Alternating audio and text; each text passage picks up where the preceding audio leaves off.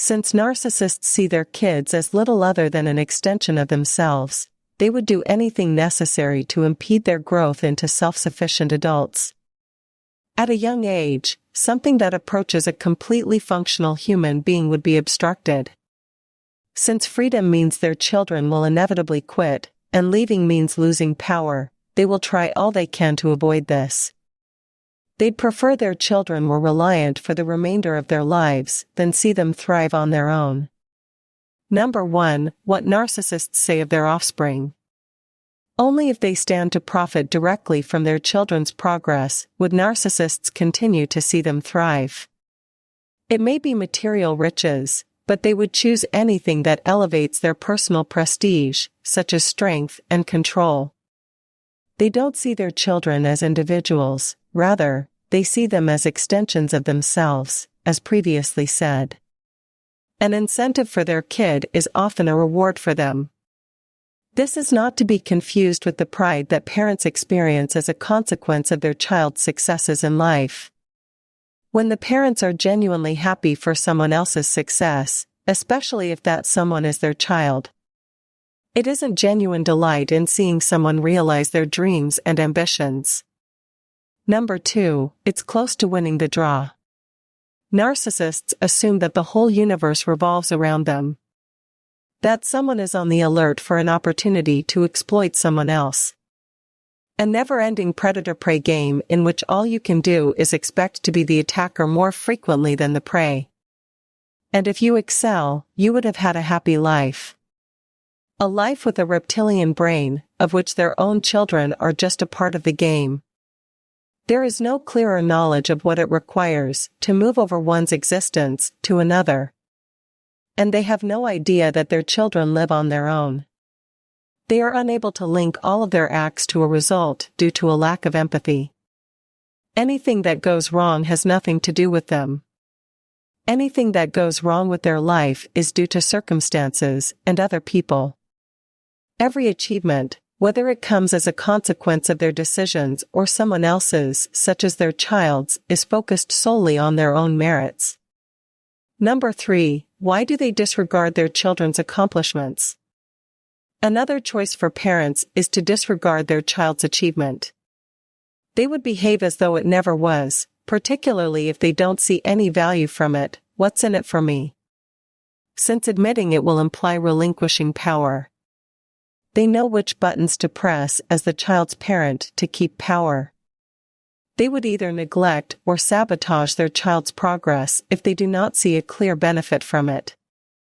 The narcissist's attitude is particularly harmful since it impairs the child's capacity to benefit through sincere input. They never know if what they do is good or evil, right or wrong, because positive and poor are twisted and exploited for various purposes and desires. The last thing an infant knows is how to cater to their selfish parents' desires. They just don't know how to motivate themselves because of their impaired capacity to benefit from criticism, because all they've ever known is how to cater to everyone else's priorities. This, in fact, increases reliance on the same individuals who caused it. Instead of achieving stability, the now adult infant is stuck in an abusive partnership, which will last long beyond the parents' senior years, if not until their demise. In certain cases, this is unconsciously satisfying the parents' need for lifelong power and reliance. Number 4. How do narcissists keep their children under their control? A narcissistic personality disorder is either untreatable or only partially treatable. As a result, it is the duty of the infant, or later the parent, to live with the consequences of such an upbringing. Only comprehensive learning and rehabilitation will assist us in regaining control of their lives. Number 5. In their children, narcissists have only two main interests. Directly by their children's material and emotional dependence, they receive a continuous supply of affection and retain dominance.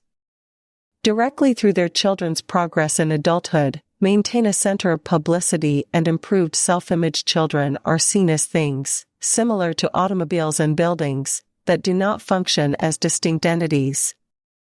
The assumption is as follows: since there will be no you without me, anything you do is a product of me. The children must make an attempt to satisfy their parents, and if they don't, the narcissist would claim, "You don't love me anymore." The infant might be aware of this, whether knowingly or unintentionally, but since he or she is incapacitated, he or she has little idea how to escape the chain of dependence. What selfish parents dread the most is an infant who is completely self-sufficient on all dimensions psychologically, socially, and physically. Number 6. Why do narcissists keep their children under their control? Narcissists have a strong fear of being discarded, and they would go to whatever extent to hold others in their grip. Even their adult children are unaware that anything they do is inspired by a need to please their parents. They strive to measure up to their parents' standards, which are difficult to fulfill by design. Since narcissists demand regular, special care, affirmation, and/or appeasement to feel good about themselves, their children make ideal victims to meet such needs. They have been socialized to rely on their parents on a behavioral, emotional, and physical basis, so any effort to sever this dependence must be punished or sabotaged by different forms of coercion. Since narcissists are totally ignorant of their behavior and deny even the most rudimentary concept of cause and effect, any effort to teach them of the effects of their actions will not only be dismissed, but may also result in a massive narcissistic anger that can include psychological and physical abuse as well as other forms of retaliation. Seeing an infant provides the narcissist with an endless supply of drama from the comfort of their own house. It's the perfect all-in-one option that they secretly crave.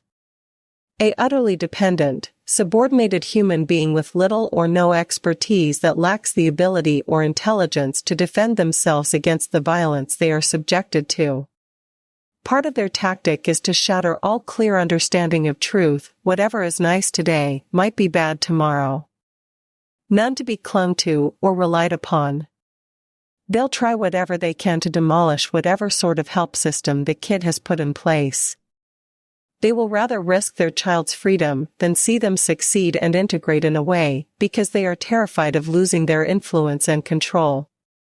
In reality, any difficulties the child is having would be greeted with greater joy than their accomplishments.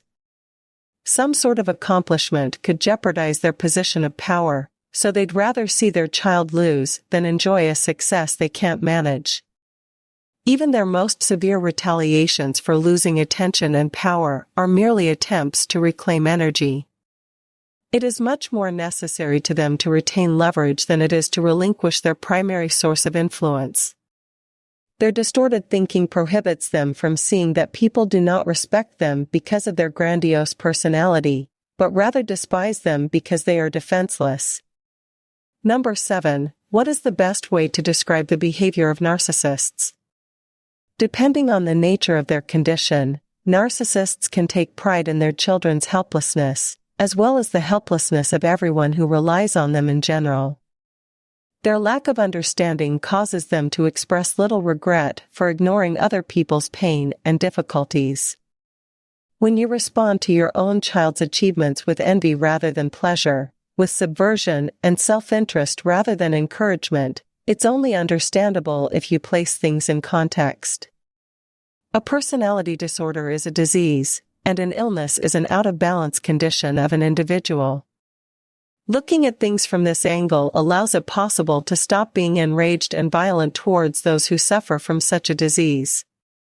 This awareness, though, can only be used to control one's intense feelings, not as a compassionate exercise that the narcissist would happily use for his or her own gain.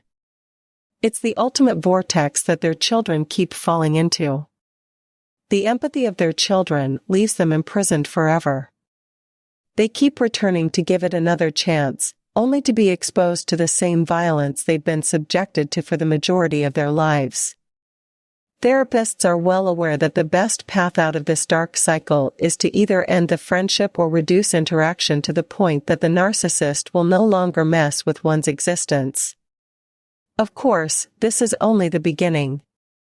The next move will be to learn how to heal the social trauma incurred by such a childhood.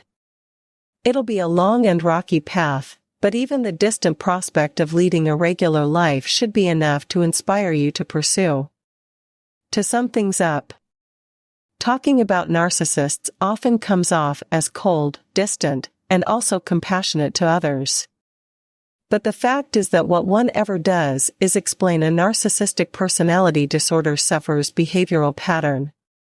And if the definition turns out to be made up of such adjectives, it just implies that the description is consistent with the repeated behaviors that fit the personality disorder's profile. When working with narcissists, the level of difficulty is so high that most people crumble under the weight of this enormous obstacle, which most people believe is unsolvable. This is why therapists advise keeping a safe distance from the case. It's also the best way to stop getting totally absorbed by the narcissist's attitude. Their appetite for dominance and influence knows no limits and will not abate even though the victim is totally killed. They are unable to see the repercussions of their decisions due to the essence of their work. The prospect for partnership or perspective would be regarded as an incentive for benefit. The length of this struggle is dictated by the child's understanding of the problem's full scale. The more one keeps on trying, the longer it would take to resolve the problem. As I previously explained in one of my blogs, most narcissists do not think they have a disease, so expecting some comprehension, let alone change, is on a scale of rare to unlikely. Many individuals have squandered their life seeking to please their selfish kin. It's a well that can never be filled because of their unpreparedness/refusal to comply. Taking action and thereby taking ownership isn't about wanting vengeance, it's about breaking the loop of an abusive partnership and, most specifically, minimizing the risk of more harm to one's existence. Instead of hoping for revenge, instead of wasting time and resources, one can begin to create a life worth living. Thanks for watching this video. Don't forget to like and subscribe. If there is anything that needs to be discussed, write in the comments column below.